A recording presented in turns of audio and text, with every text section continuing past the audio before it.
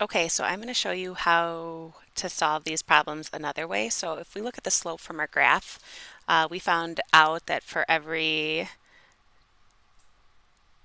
2.6 grams, there was 1 milliliter. Okay, so when we're looking at this, a rule for how to arrange the numbers in the parentheses, we're going to be putting numbers in parentheses, and we have to decide if it's going to get bigger or smaller. So we're going to look, and if the number needs to get bigger, we're going to multiply it times a factor greater than 1. And if the number needs to get smaller, we're going to multiply it by a factor less than 1. So I'll show you an example right here. So we're going to put our known from our known into the data table. So it says for every, so we'll say for every 2.6 grams, there are 1 milliliter. So if we have 40 milliliters, what's going to happen to the mass? So I'm going to put 40 here, and I'm going to look from 1 milliliter to 40 milliliters, that increased.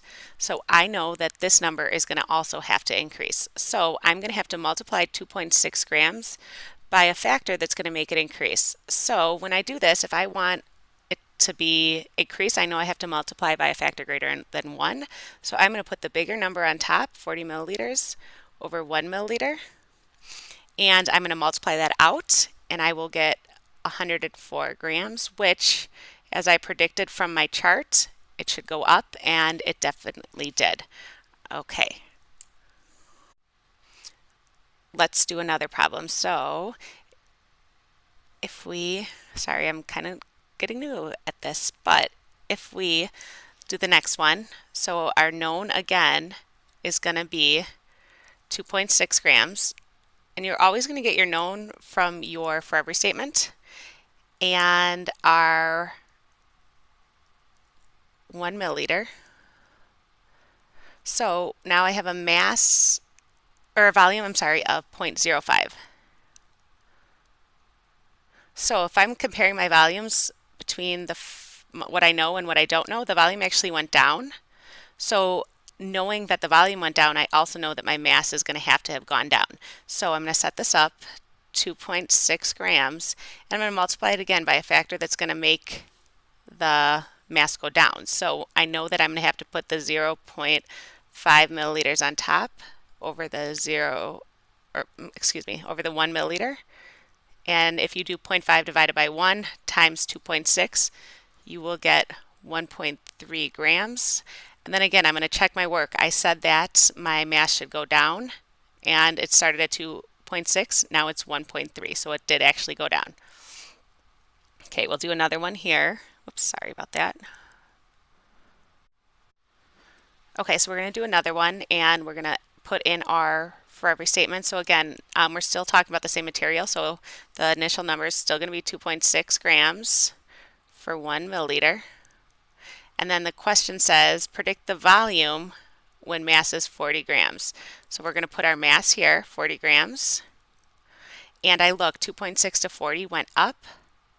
So I'm going to also assume that my milliliters are going to go up. So I'm going to put my what I don't know outside, and I'm going to multiply it by a factor that's going to make this number get bigger.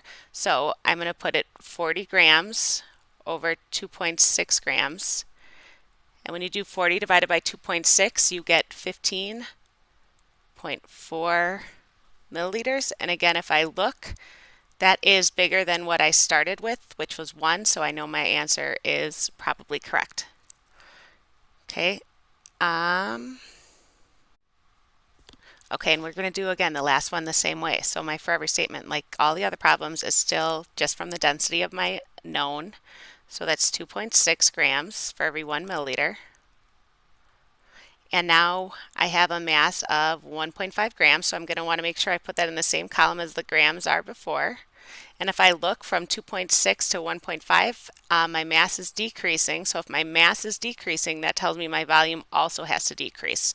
So I'm going to set my 1 milliliter outside, and I need this number to get smaller. So it's going to be less than 1. So I need to multiply times a fraction less than 1. So I'm going to do it 1.5 grams over 2.6 grams. And when I do that, I get 0.58 milliliters, which is less than 1 milliliter, so I know that I did it correct. Thank you very much and enjoy the rest of the videos.